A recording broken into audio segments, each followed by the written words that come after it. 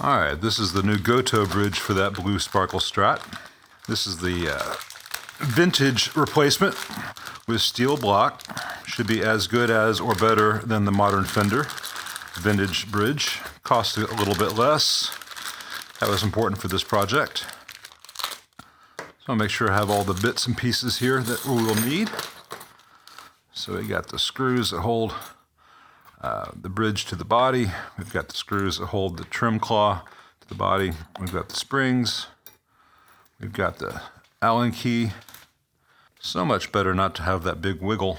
Before I do anything else, I want to make sure that this block is really tight on this top piece. So I'm going to use the screwdriver and loosen all these.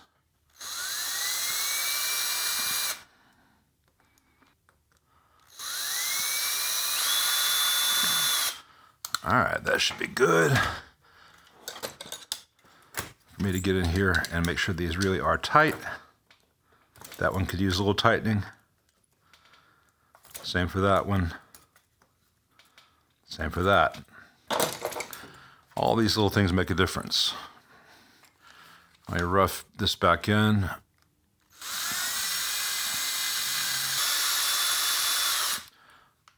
All right, that's fine for right now. That'll all get adjusted a little bit more. Next, I want to look at the height. See, they're all different heights. So I'll use the provided Allen key and just kind of rough them to what might be the actual radius.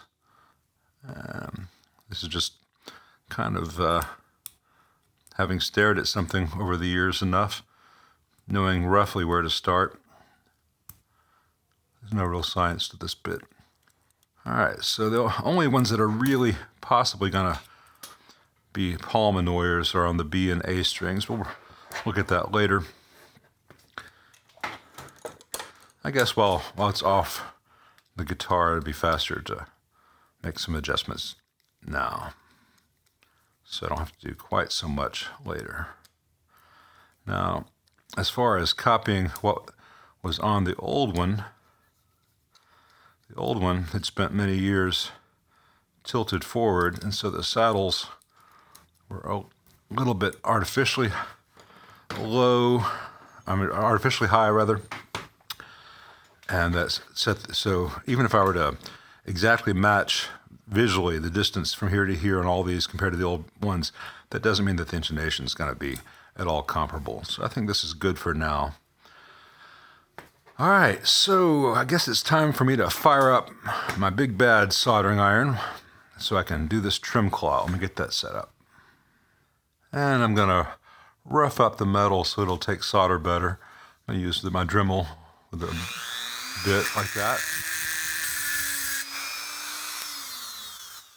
That should do it. Just get to that plating, get a little bit of rough material there. And you're watching my channel, so you know it's next. A little bit of isopropyl there. That'll help get any bits of metal out. That might be little grains in there. And for this next bit, not quite sure what I'm going to do because I don't have a bench vise anymore. My old one died, and I've been meaning to get a little clamp-on one, but I've got a plastic bench and it's hard to clamp onto it. So I think, while this may not look as professional as you see on other channels, I'll just hold the block like that and solder it, because this thing's going to get really, really freaking hot, because I'm using the chassis iron so I can get an adequate bond to this fairly large piece of metal. I'm going to at least get a solder thing started here before I put it in the body, because the wire is already in the guitar. I'm just thinking out loud, and I'm still waiting for the iron to heat up. So while the iron heats up, I'm going to put this to the side, actually, and go ahead and put this on the body. All right, let's carefully place it here. And line up the screws. At least start them by hand. In general, it's best to do everything by hand, but I think in this case I can do about 90% of the turns with the power tool, then I'll finish by hand, and I'll show you why that's really important on a Strat. By the way, if any of you are very experienced guitar techs and you're watching this and you think I'm talking down to you, I'm not. I'm talking to younger me who doesn't know this stuff yet, who wishes someone had showed him rather than trying to do it every wrong way possible and eventually figuring out the way that works. Sometimes buried in the back of an old book. I don't know if people today even get books anymore. Anyway, so they're all started. I'm going to slowly, relatively quickly with the tool, but get them most of the way down, but not all the way down. All right, now with the hand screwdriver, I'm going to raise the middle four up a bit.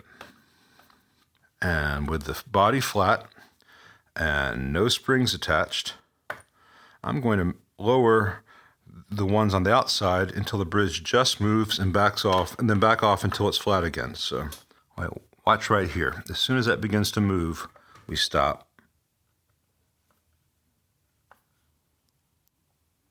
We back off until it's flat again. Repeat just to make sure I didn't miss it.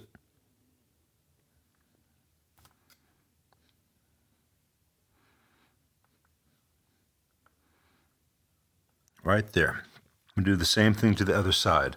I've got to flip the body over, so I'm going to do this off camera. All right, so right now the outer two screws are as far down as they can go without this tilting up. That means the knife edge can work. I've got a little piece of notebook paper cut. It's actually printer paper.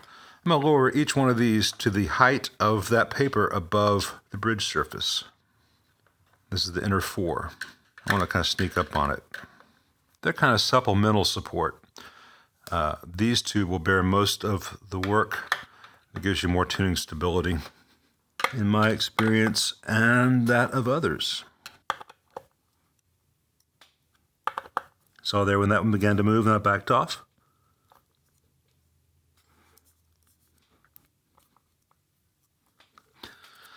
All right, that one's still slightly low. I can just slide a piece of paper under each one. They'll be the same height above the surface, and they will help bear the strain. So it's not just on these two outer ones, but those outer two will do the most of the pivoting, and that will give you nice stability. All right, so there's that. Let me move the body to the side because I'm about to generate a lot of heat with that iron, and I don't want to take a chance on any solder spatter. Let's see if I can do this on camera. This is really incredibly hot.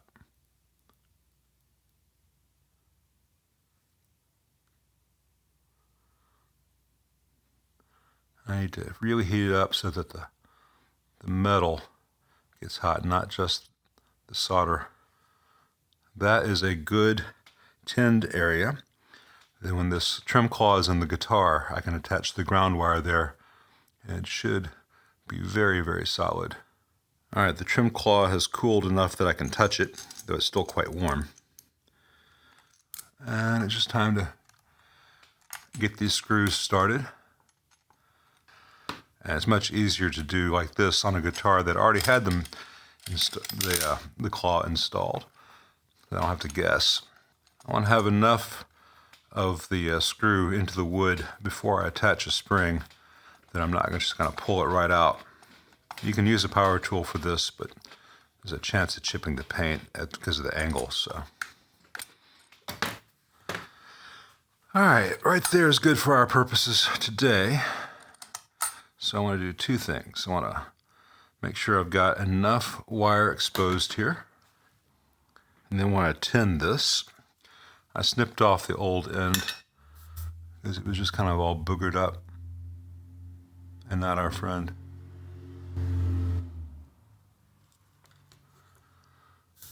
All right. Now here I want to solder to this, but I don't want to burn the paint. So I'm going to try to wedge this up off the body like this. So anything that gets hot is metal. My second set of pliers.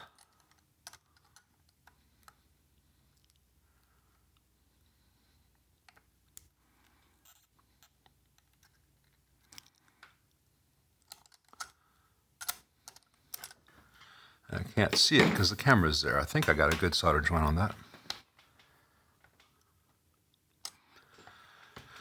pretty good. I'm going to add a little bit more. I may have to reposition it. I'll make sure it really flows and that I don't touch it while it cools. All right, that's good and solid. And that will be out of the spring's way once it's all put together. Boy, that gets so damn hot. Let me help it out by attaching at least 2 of the springs. Now, the owner of this guitar had all 5 springs, but his old springs seemed to be looser than the new ones. And I don't think that they were really doing all that they could for him. You can use a special tool for this, but there's not much tension here at this point because this is so far out. He's using 9s. I have a suspicion that 4 might suffice. All right, this is just going to be kind of a long process of doing this by hand, so I'm going to skip to the next bit. All right, that's just a guess, but that's probably a pretty good place to start for 4 springs with 9s. We'll know once we get strings on there. So let me string this up and pay attention to the number of winds. There's always a balance with a vintage Strat like this. You want enough winds that there's enough pressure behind the nut, but you don't want so many that you're introducing new points of friction or places for the strings to slip and affect tuning stability. But we shall see. Okay, had to skip a few steps just because there's a lot of finicky stuff when you're adjusting the intonation and where the trim rests and all the fun stuff and the string height. And I'm not entirely sure it's finalized as far as all that goes, but it's close enough. And I set the pickup heights, and I'll show you what's great now, and I'll show you what's left to be done. First of all, the old bar was all stripped. And so anytime you moved it, it went ping, ping, ping, ping, ping, ping, ping, ping. The owner wants it so it moves out of his way when he's not playing.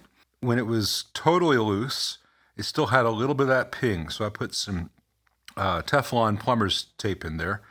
Just 2 wraps, which is enough to keep it from going ping, but not so much that it doesn't fall back out of the way.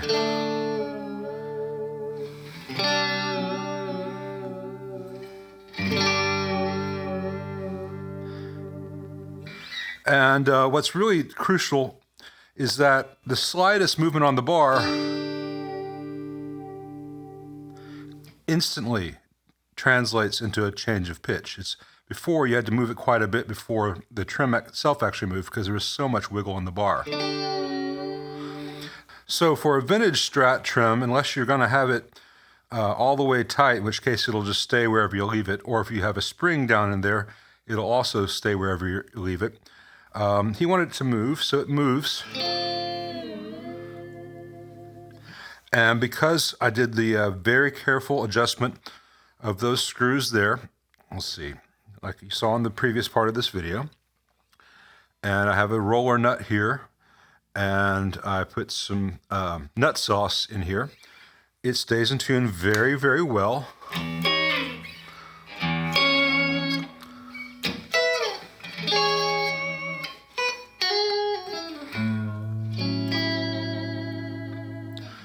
I think that's about as much as he uses it. He's not doing Van Halen stuff.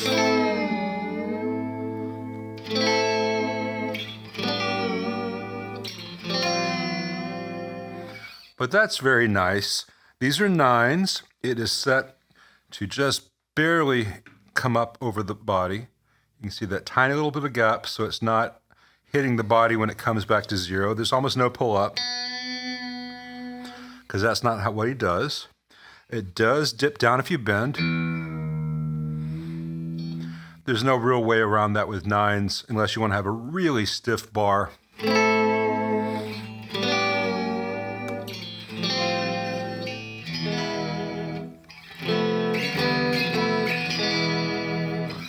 And I'm not trying to impose my preferences on the owner. Once I'm sure it's ready for him, then he'll come over and play it, and we may make some further tweaks. But I think this is pretty much what he has described, and I've known him for a while and seen him play a lot. The action is much higher than a lot of people think that they want. Something I've noticed about a lot of the pro players, their action tends to go up over the years, and you can do quite large bends.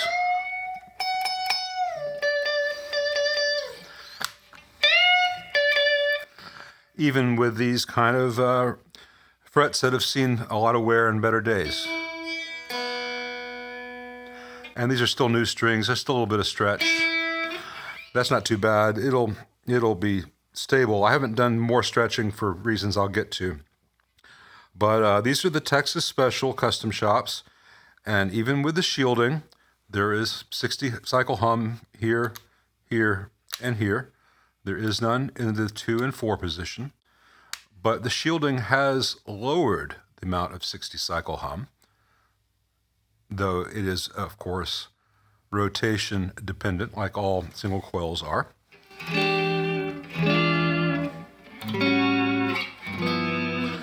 Playing into the normal channel of that AC15 C1 over there, that's with the greenback.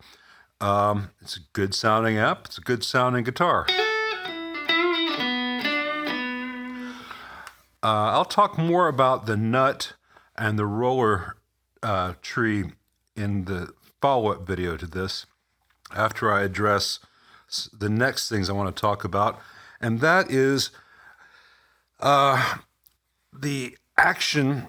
While the string height is great and the bendability is really nice,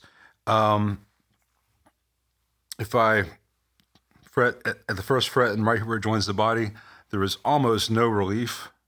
The neck is almost completely flat. You can maybe get a piece of thin paper between the 7th fret and the string, which is something that I like, and it's an ideal to shoot for, but you have to have an almost immaculate fret job for that to work. These frets have just seen so much wear and tear that I'm going to give the neck a little bit more relief to make that less of an issue, at which point this may change and everything can change a little bit. We'll need some more tweaking after that.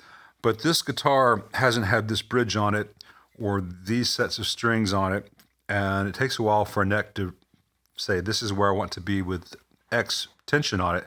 So I'll let it stay like this all day today. And now I'm going to do the relief.